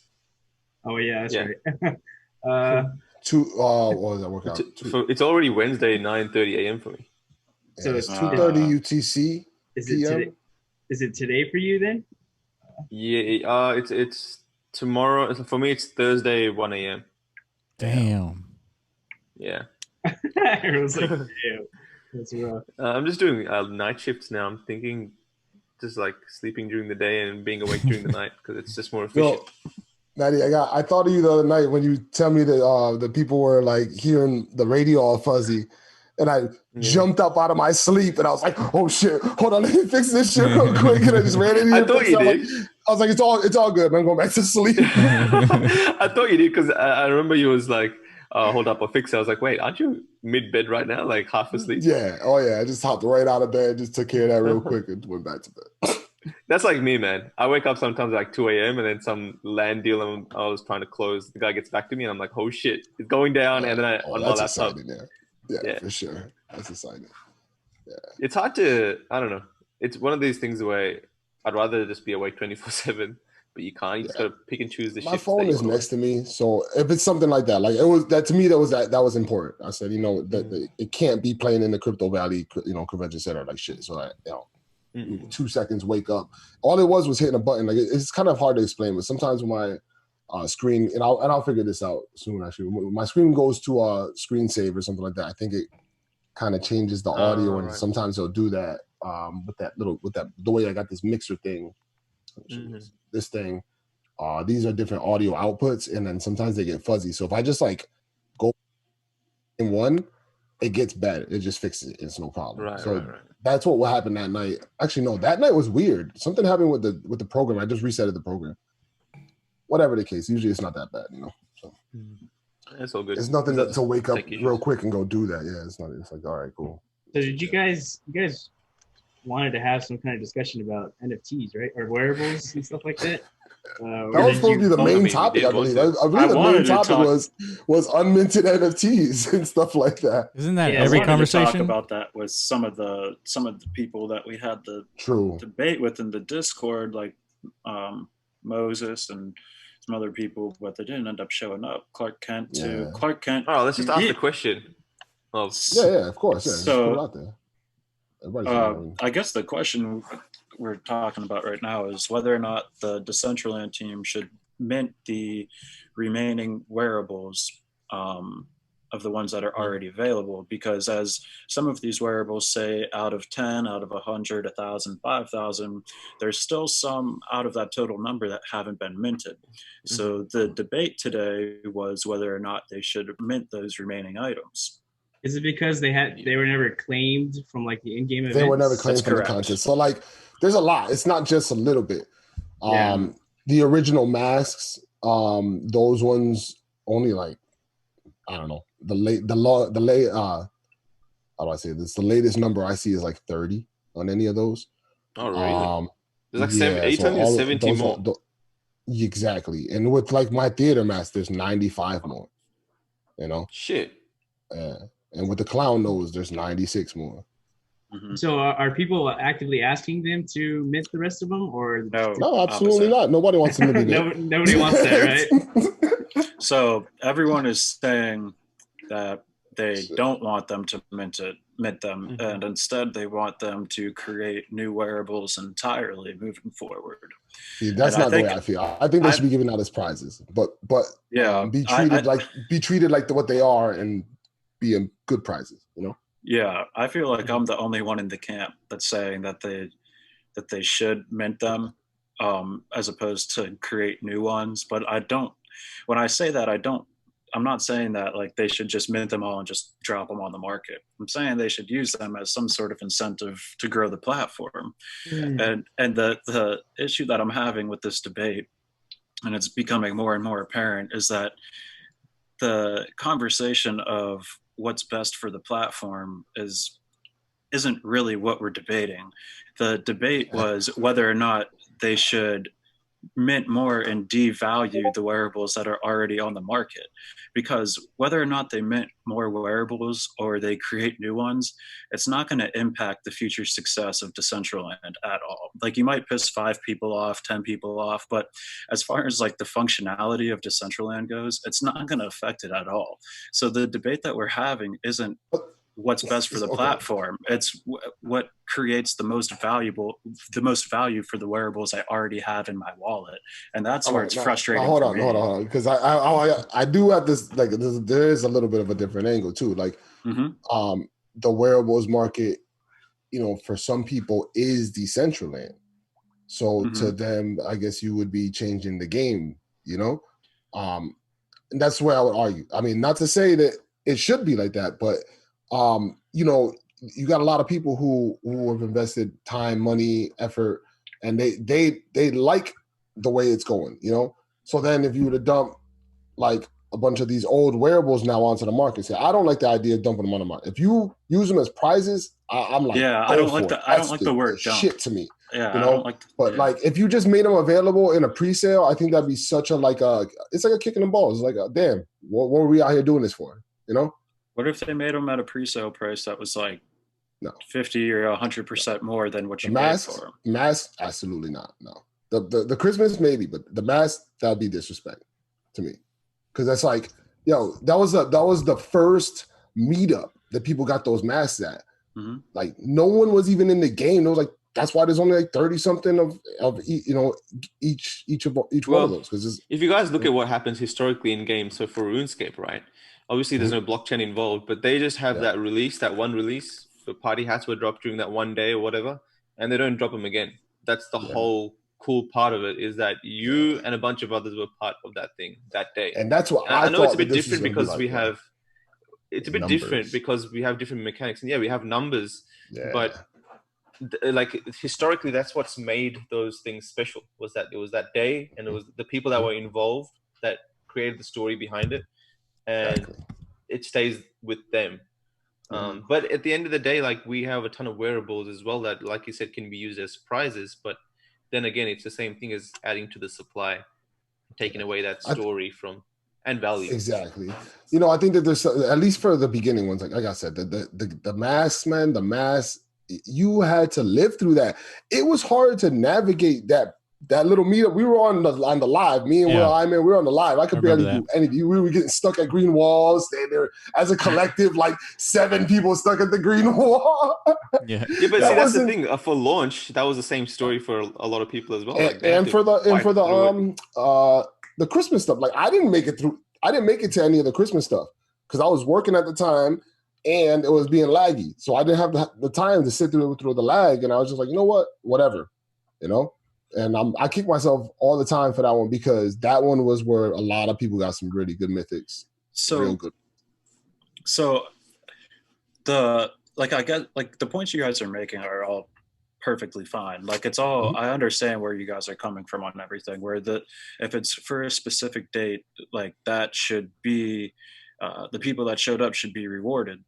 And then something that was brought up was like, well, I don't want them to drop all the extra launch t-shirts or whatever in 2 years. And my counterpoint to that, like, apparently someone was saying that there's still launch t-shirts that haven't been minted or something. I don't know which ones they're talking about. But my counterpoint to that was, how cool would it be if in 10 years they did some sort of like 10-year anniversary and they came out with all these other nostalgic type wearables from way back in the day. Like, I'm not saying everything has to be released in like 2 months, but I am saying like from the jump, you were told it's out of how many. Like, it's not like they're printing more than what they said. Like, I guess for me, my major issue is that people are arguing that this is going to benefit the platform, and it's not. It's only going to benefit what you're holding. And if that's the case, just argue that. Like, that's to me, the benefit the platform part is because, exactly. It's because, again, let's say the 5 of us here, we're all invested in different ways with land, with business projects, and what so have you. But some people just have wearables, and to them, that is really what's going on. And if they want to be involved in that, and that's the thing to them, then, excuse me, that's not even what I was trying to get at either. It's also a $500,000 market on its own. So I think that you got to have some pay some respect to that. Like there's because otherwise some of that is drawing its own attention. So Wearables is drawing attention from other crypto projects, other NFT projects, people looking at Decentraland, because it's like, damn, why are the clothes a $500,000 market? You know what I'm saying? So I think there's also something to it, So, one quick interjection. Go for it, man. It sounds like maybe there's a flaw in the minting design of these wearables that people haven't really figured out yet. Meaning, like, what's driving the value in your eyes, Frankie, to these early adopter wearables that you possess? Is it the 1 out of 100 status of it, or the actual title of it being like a legendary or a mythic? There's so many different factors. It's one. It depends on the 1 out of 100. Depends on its popularity, what people like. Like I said, with this hat that I'm wearing, the creator owns 30 of them. Is he ever going to sell them? Yeah, but but what I'm saying is, there might be like 60 of a certain mass that you have in existence, but it says on OpenSea that there's potentially 1,000 of them. Could it? No. What I know, but that's what I'm saying about the millions of factors. Like, okay, let's just break down this hat. This hat is 1 of 100, right? It was a creator hat. The creator was given 30. and he still has the 30. Mm-hmm. So not to say that it's only 70 that exists, but there's only 70 that exist right now, you know? And then you go kind of from there. You know what I mean? Like it's like you start to factor in all these little variables, and that's how you. So you're saying if Satoshi dumps his bitcoins, you know I mean? It's going to drop. What was that? You're saying if Satoshi dumps his bitcoins, it's going to drop the value. Greg, right? I'm not 100% sure what you're trying to get at. Like, so like for example, if I created that hat and I earned the 30 mints of it, it's like Satoshi mining his own Bitcoin. Oh, no, it's just that it's historically with the creator project stuff. It's just after they get rid of them is when you really start to see what the item's going to do. So like with the Bitcoin glasses, right? We were waiting on them to drop, but they were going for this, they were going for that. And then finally when the creator got rid of his stack, you knew that that's kind of where we're at now. We're at 2,000. And then it went from there. Now we're at 47. So yeah, I get what you're saying about that stuff. Going back to the point of, to some people, the wearable market is what Decentraland is. I can make an argument that those people are a detriment to the platform. There's a lot of people that trade wearables that don't even have a name claimed in their wallet yet. And for those people, like all they're doing is raising prices on stuff and trading stuff and hoarding and scamming new people that come in and making them pay more than what the stuff is really supposed to be priced at, because they're basically creating a whale market or whatever you want to call it. And I can make an argument that those people are more of a detriment than a benefit to the platform right now. Like I think that there's a lot of different ways we could look at this.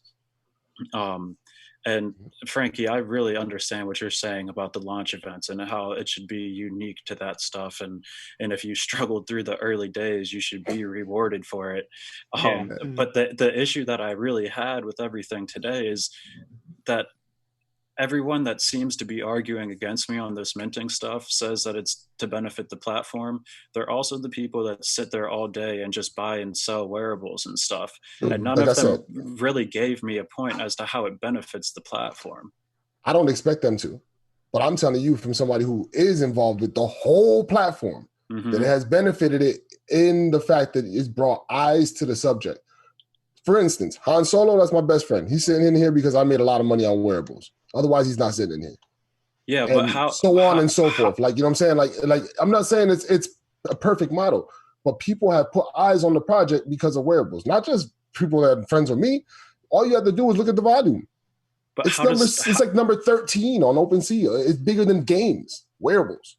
How does not minting more hurt the platform? I'm not saying you're going to take away any. How does not minting more? It depends on which one we're talking about. You know, again, the mass. I think that it just would be like, you know, those are beta items. You know, those were beta things. Those were literally the first wearables invented. Like, I think that there should be a thought out process of how to deal with those. Yes. As far as Christmas stuff, I just would like to see those not in any kind of pre-sale. I'd like to see them either given away in some sort of, you know, prize fashion or something like that. But like, I would see those not as a pre-sale. Anything else unminted, I wouldn't mind seeing in the pre-sale, and I don't care about that. Yeah, I'm not even like vouching for a pre-sale. What I'm saying is that we could use this stuff that's already kind of not circulating supply, but that's out there.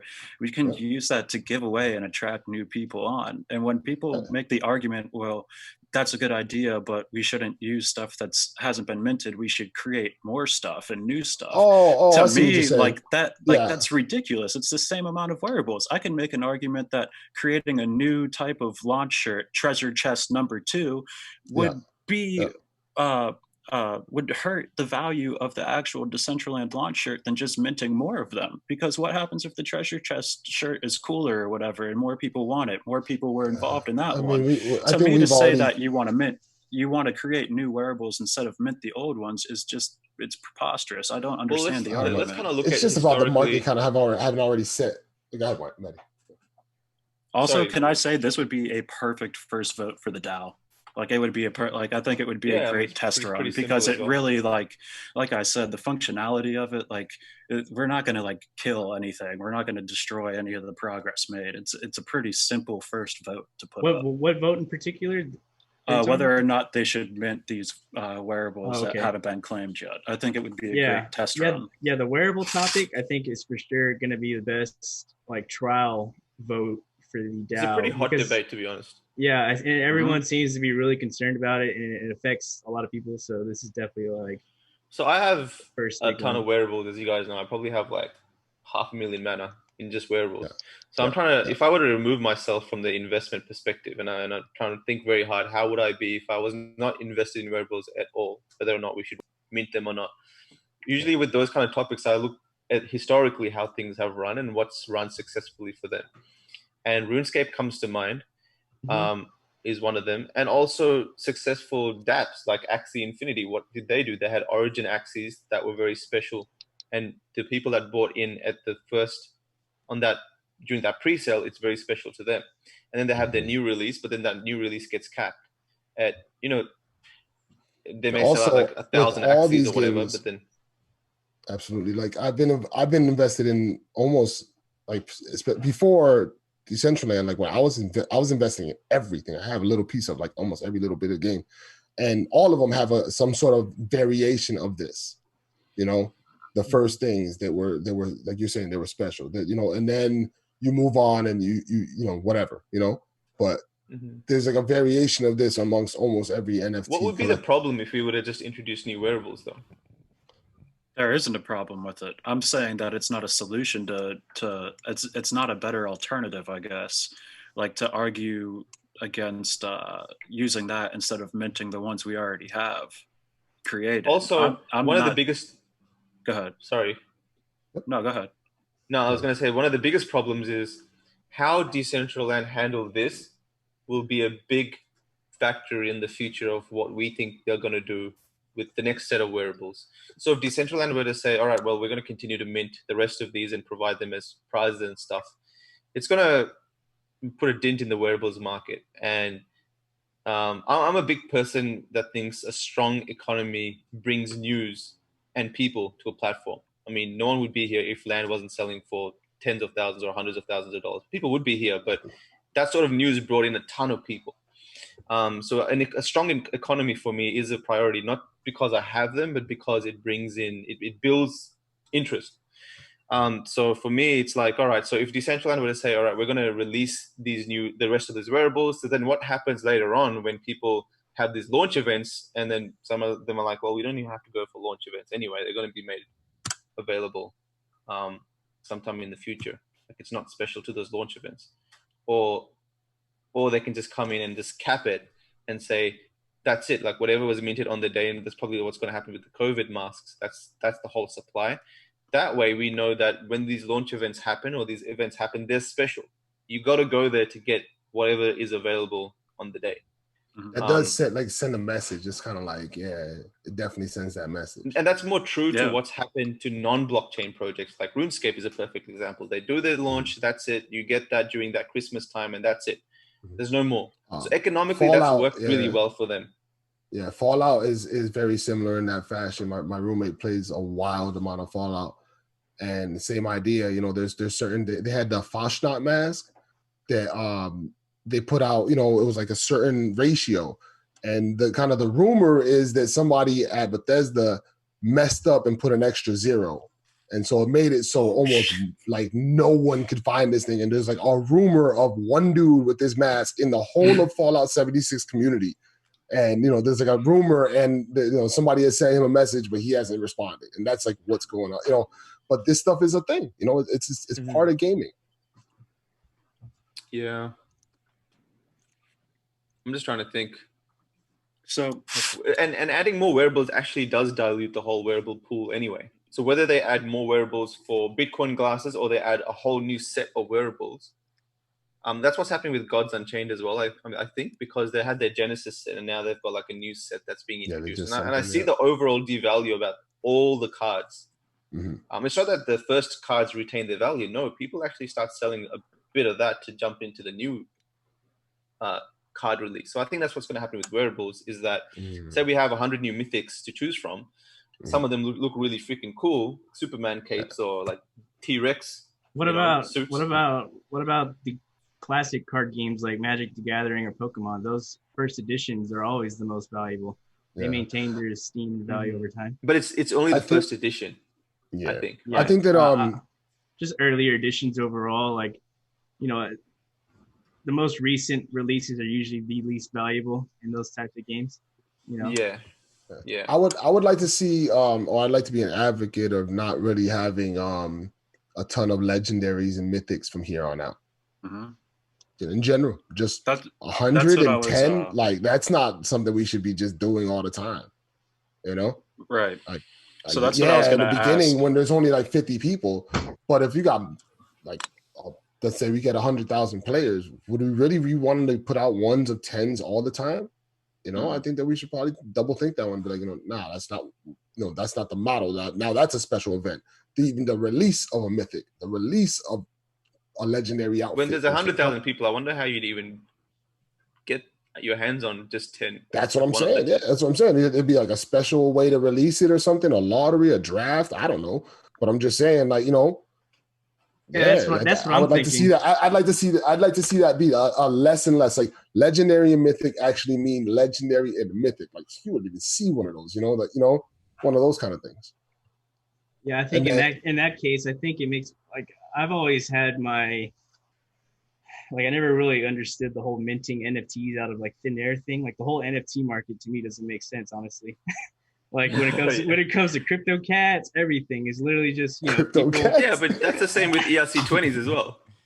It's all speculative, right? But then they create these properties to them that just come out of thin air as well, to kind of like artificially create some kind of scarcity to these NFTs and stuff, so people perceive like, oh, these are more valuable because it has a 1 out of 1,000 trait, whatever the hell.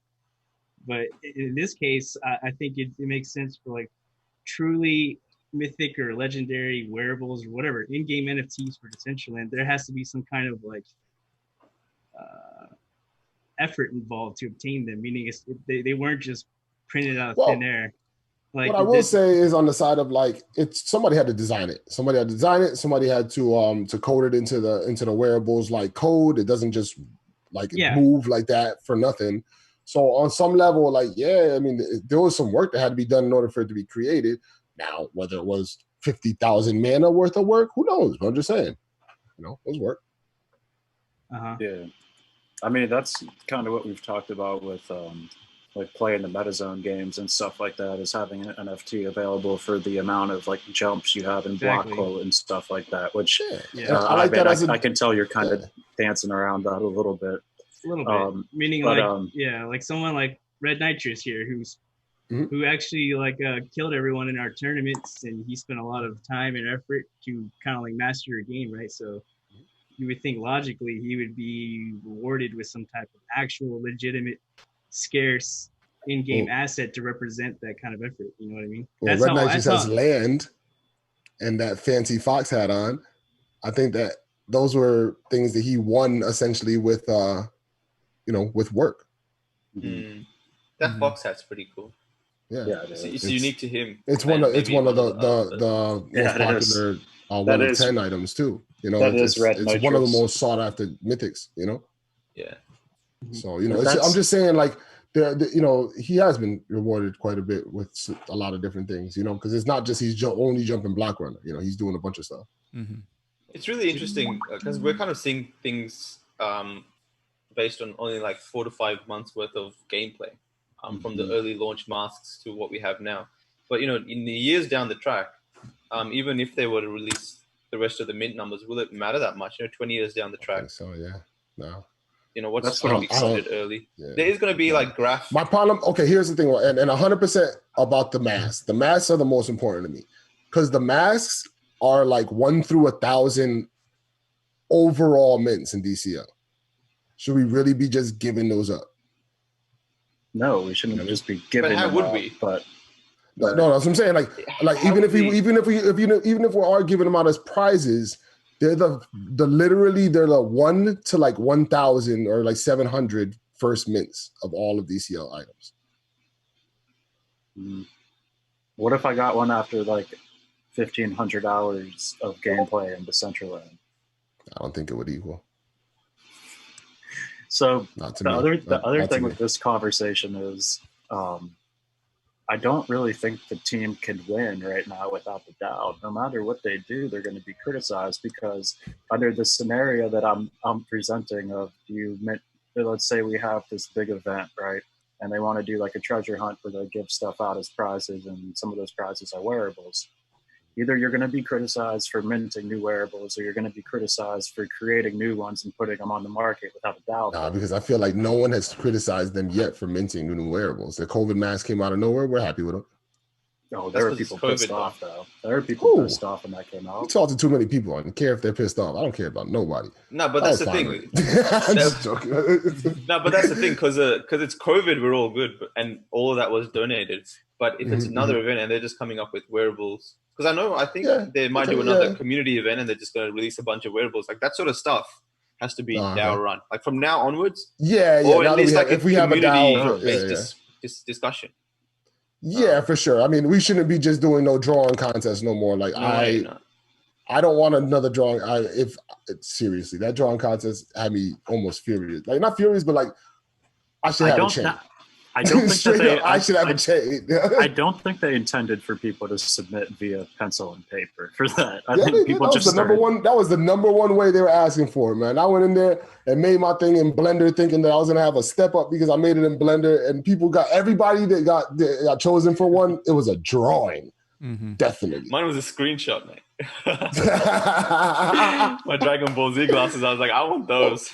Mine started as a screenshot too, and Toonpunk was like, didn't make it. And I was like, all right, then. I learned how to make my damn necklace. You know?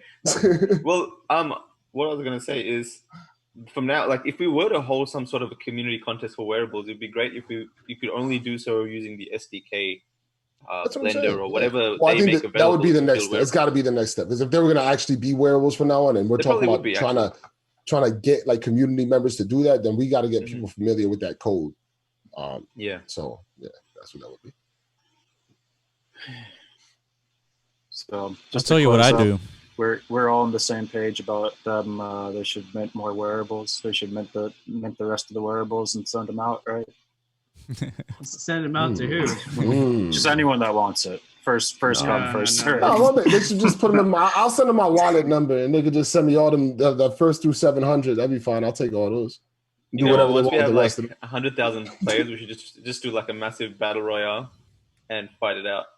Yes. That's it. That's the only thing I'll accept. Once we get hand to hand fighting, we should just do it. You know. I'll just hide. I should be able to walk up to someone and slap them if they say something stupid. Oh, I don't know. I'd be the one getting slapped today, though. It's gonna get so out of control. We wouldn't be able to get a podcast done. We'd just be getting smacked all day. So explain how this works. If I if I design a T-shirt, and let's say there's 100 of them, right? I get to keep 30. No, that was that contest. That was that contest. Okay. So the way that worked was they were looking for ideas for community-made wearables, and we didn't have any mechanisms to really make wearables at that time. So they asked people to just shoot ideas into this one Discord channel, and then whoever was picked was given 30% of the supply of that wearable, and that's how all these community wearables were distributed. Okay. And then the rest of them were given out in treasure chests. So there's a stipulation in the whatever, oh gosh, what's it called? Where the curator and the creator can keep a certain percent if they want to. That was in the forum that Esteban put out. Which is what you're talking about. Okay, exactly. If you could keep it. Exactly. There is the option where you could keep a certain percent. Okay, so those that you don't keep for a premium or something like that, yeah. Those that you don't keep, they're just in the open market. Yeah, so you put them out on a pre-sale. Is how it was proposed. So everything would go up as an initial pre-sale, but these are all just initial proposals too that we haven't even ironed out. So this is an idea. This is what I would do. The way it should be. Since we're running our own little thing with MetaZone, the way that I would do it is I would mint 12 first gen year one Decentraland Block Runner T-shirts, 12, and you can only get them if you win the monthly tournament, and that's it. Yeah. And that's the only way you get them. I think that's how it you should know, be. That's how run. I would the use thing, the wearables. Well, the problem with that is that's ridiculously specific to the block run. No, So I'm saying, but that's how I would. That's how I would consultant. generate these wearables. I would never generate them as a creator just to sell them on the open market unless I'm trying to raise for a particular project. Well, okay, then but that's fine. how What I if would was do a- it. What if I was just somebody who like me? I want to make something behind style. No, I know, but Has that's what I'm nothing to do saying. with none of that. No, I agree. You know, That's what and I'm saying. What if I just want to put up 50,000 mana so I can get a license to make something that I think is just dope? Yeah, but that's what I mean, is that it should be open for all kinds of like permutations of how you want to generate these wearables. Oh, you're saying different numbers and different Yeah. Because I need 12. That's all I need for first gen. I don't need 10. Do you need I don't anything care. cool, or do you just want like a block runner logo on a black shirt or something? Well, it depends. It depends on what I'm able to do. If I can have a revolving orb on a T-shirt because somebody won the monthly orb jumping contest, that would actually look cool as hell. Then there's only 12 of those, and it's Gen 1, and that's it, right? That's for year 1, right? There's going to be year 2, year 3, but those may not be as valuable as Gen 1. Mm-hmm. So how do we build this into the whole DAO process? Because we'd have to get some, and again, well, like we'd have to instead of doing specifics like that. I had proposed when I think I talked with Toonpug one time. I think I just talked about, what if we, instead of having the community ones being legendary and epic and hold those same numbers, the community legendary might be 1 of 25, and the community, epic might be 1 of 100 or 150 or whatever number we decide. But it's a lower number than the normal ones from the Decentraland team, because you're like, hey, we're not, the community numbers might be different is kind of what I'm saying, because they would reflect a different. No, I agree with that. Case. I agree with that. I'm just saying, like, there's different use cases for these wearables that is not speculative. It is more rewards, and then it could be speculative in the open market by the winners. Okay, so speculative, and then also, because you got to remember, no one buys Fortnite skins for speculation, but they spend bread on them. So on some level, our wearables are speculation, but on some level, they're fashion. There's a combination. There's a little gray area going on there, because on a little bit, they're a game wearable, just like any other game skin that really doesn't mean anything but your own style. But people in other games, they'll still spend their mom's whole bank account behind these shits. And they're not going to be able to resell them. They'll just have them. Mm-hmm. So in ours, like this wild speculation you guys keep talking about is not necessarily so wild. Well, that's what I mean. It's like if we mint these 12 like regular T-shirts with Block Runner, comes from our smart contracts, all that stuff, it's just a generic T-shirt that will have a lot of value, just because you had to earn them, right? Any T-shirt that's out there in the wild is because it was earned, and that's it. Now it could be worth 100,000 mana or 5 mana. It doesn't. That's, it just depends. I'm saying this too about you guys. Like, you guys build a brand for yourself where you just put 1,000 out. They're gonna sell out. Period. I'll buy 500 of them right now. Right. You know what I'm saying? So like, I don't know. That's true. I mean, if it was some way to raise funds for a particular project, hey, we're coming out with crypto zombies, right? And here's a T-shirt to represent it, and that money is going to be used to develop that game. Then you could use that too. But that flexibility needs to be built in, right? That's what should be, part of like. I just think it's going to take a little while I think we all want this right now, and we all need this like in a couple months, as far as like the whole decision making process. It's a great conversation to have, and we should keep having it. But at the same time, we're probably going to have to vote on this one. What's a base layer solution that they can implement right now just to make people happy? Is there anything just to get people designing wearables?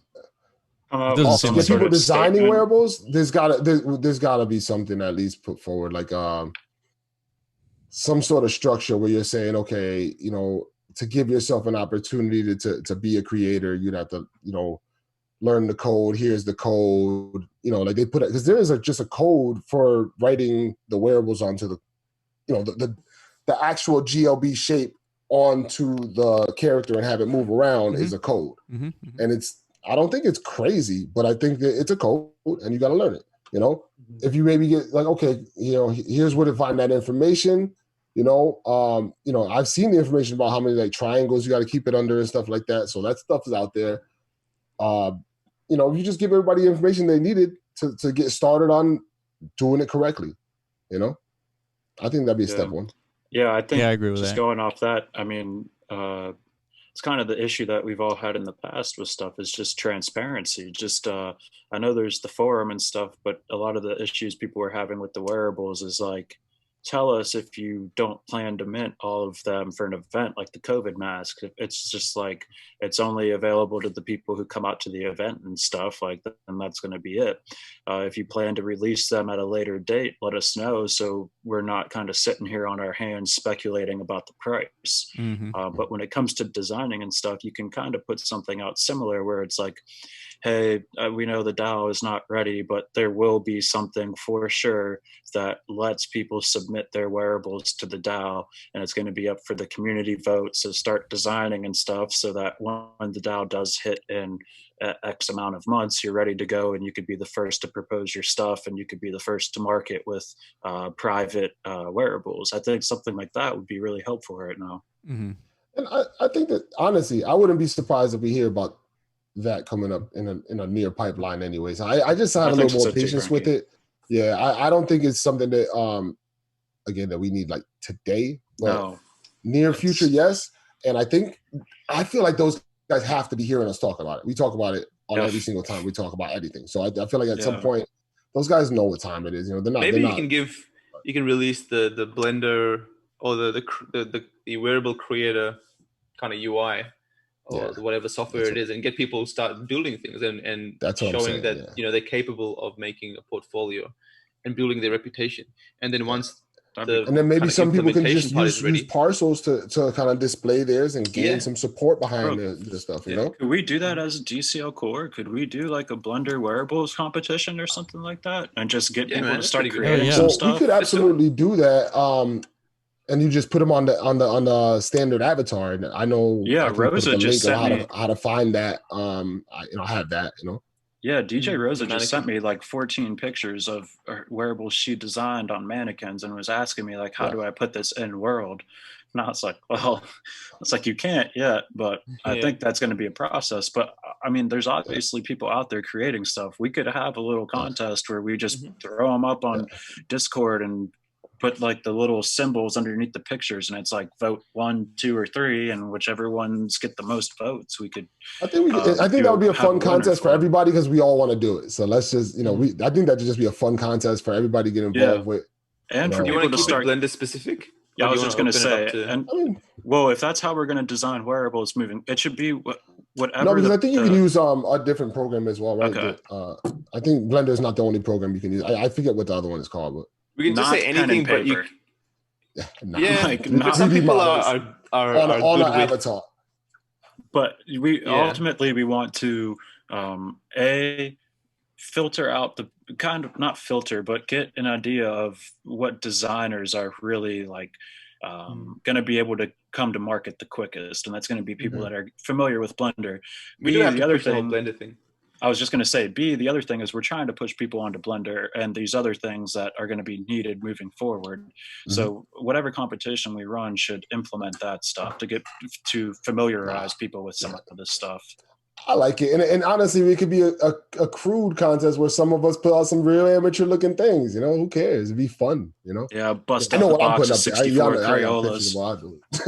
Sorry, boys, I have to go because I have to jump on a call with someone else. Absolutely. All good, Maddie. I think I'm about to wrap up Maddie. too. Yeah, we got less than a few minutes left. Oh yeah, I forgot about that. A couple hours. But yeah, it's a good conversation to have as far as the wearables as in general.